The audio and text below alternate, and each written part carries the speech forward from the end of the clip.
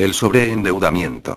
Tradicionalmente se tiene en el derecho privado al insolvente como aquella persona que carece de suficiente patrimonio para cancelar sus deudas, y su insolvencia se deduce de comparar sus activos frente a sus pasivos.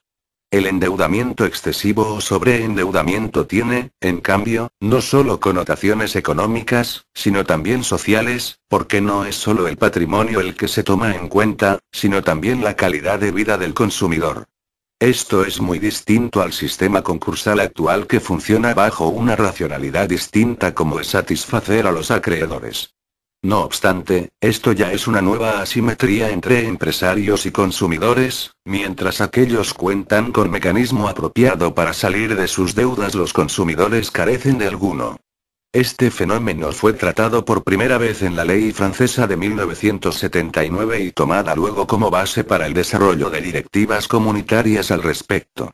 La regulación que existe actualmente en Europa en tema de créditos de consumo y prevención del sobreendeudamiento no se reduce al ámbito sectorial del ejercicio de la actividad financiera, sino que al estar plasmadas en directivas de la Unión Europea su relevancia es superior incluso a las leyes nacionales. Entonces, al preguntarnos cómo se origina esta situación de sobreendeudamiento actualmente hemos identificado los siguientes supuestos. Sobreendeudamiento activo. Antes era imposible que las personas se endeudaran todos los días y ahora se hace con la mayor naturalidad. Muchas veces esto es promovido por el agresivo marketing y sin pensar en que se podría estar cambiando la estabilidad financiera por comodidad y seguridad a corto plazo. Inconsciente o buena fe.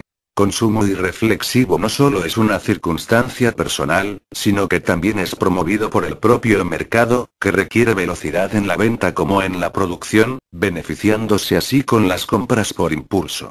No de una forma pasiva, sino invirtiendo en crear un culto por el consumo, una esperanza en el consumidor ordinario de consumir productos de niveles económicos superiores, o la felicidad a través del derroche. El pago futuro se desvincula, al menos en la conciencia del consumidor, del acto de adquisición. Esta separación puede ocultarle bien por su negligencia, bien por la influencia persuasiva del mensaje publicitario la repercusión del acto de consumo sobre su propio patrimonio, al punto de comprometer, excesivamente, su capacidad de reembolso. El consumidor es llevado a adquirir el producto, convencido por el poder embriagante de la publicidad masiva, en radio, televisión, diarios y revistas, en fin, todos los medios de comunicación que tenga enfrente, por ende el consumidor fragilizado y vulnerable es fácilmente convencido de contratar, adquiriendo el bien o el producto. Consciente o mala fe. Sobreendeudamiento culpable es más amplio que el de sobreendeudamiento activo, pues no incluiría solo los casos de asunción excesiva de deuda ex origine, sino también otros, como el haberse colocado culpablemente en una causa de sobreendeudamiento sobrevenido, la excedencia o baja laboral voluntaria o el despido disciplinario, la solicitud de crédito para la adquisición de bienes o servicios claramente prescindibles, una residencia de verano o una operación de cirugía estética, la pérdida de ocasiones de una mejora económica, el rechazo de una oferta de empleo o el desempleo voluntario de uno de los cónyuges.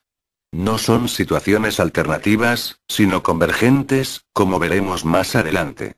Pero aclaramos que el fenómeno de endeudamiento por encima de las capacidades para cumplir por ser deliberado no implica necesariamente malicia por parte del deudor. No es solo que los consumidores estén queriendo vivir por encima de sus posibilidades, sino que también sus ingresos, salarios reales, pueden estar por debajo de sus necesidades. Sobreendeudamiento pasivo. El consentimiento informado del consumidor no erradica definitivamente el riesgo del sobreendeudamiento. Principalmente porque la gran expansión del crédito al consumo, propiciada desde el propio sistema, provoca que los particulares carezcan de margen de maniobra sobre situaciones que no pueden controlar. Se debe a determinadas contingencias sobrevenidas capaces de mermar la capacidad de ingresos o incrementar los gastos, impidiendo hacer frente a la deuda, tales como despido laboral, accidente, enfermedad o fallecimiento de uno de los cónyuges, asunción de gastos imprevistos. Señalamos que a veces la situación es algo más compleja que definir al sobreendeudamiento en activo o pasivo, pues puede haber una combinación de ambos.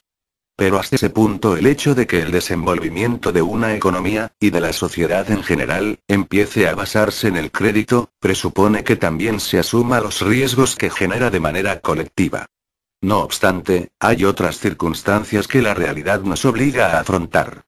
Como ha observado la doctrina, la cuestión se complica gravemente, si se tienen en cuenta otras circunstancias. A. Que en un mismo sujeto pueden concurrir deudas por consumo y deudas empresariales. B. Que quizás lo relevante no es el origen de las deudas, sino la situación de crisis de la economía familiar. C. Que el endeudamiento informal, a veces adicional, empeora el problema.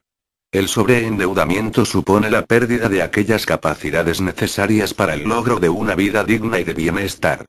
La persona sobreendeudada sin ninguna protección sería incapaz de sostener su patrimonio, o, teniéndolo, de ejercer correctamente el derecho de propiedad sobre los mismos. También podría ser sujeto de hostigamiento injustificado que lo empuje a vivir casi clandestinamente, en exclusión, sin comunicación y con conflictos en el hogar, el trabajo, y su entorno social.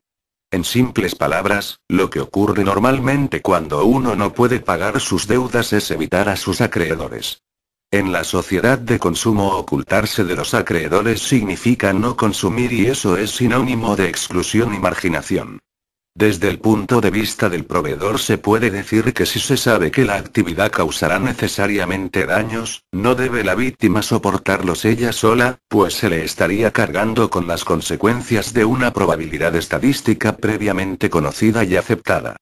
Ergo, no es razonable que se le impongan sacrificios desmedidos como si él fuera el único responsable de esa situación.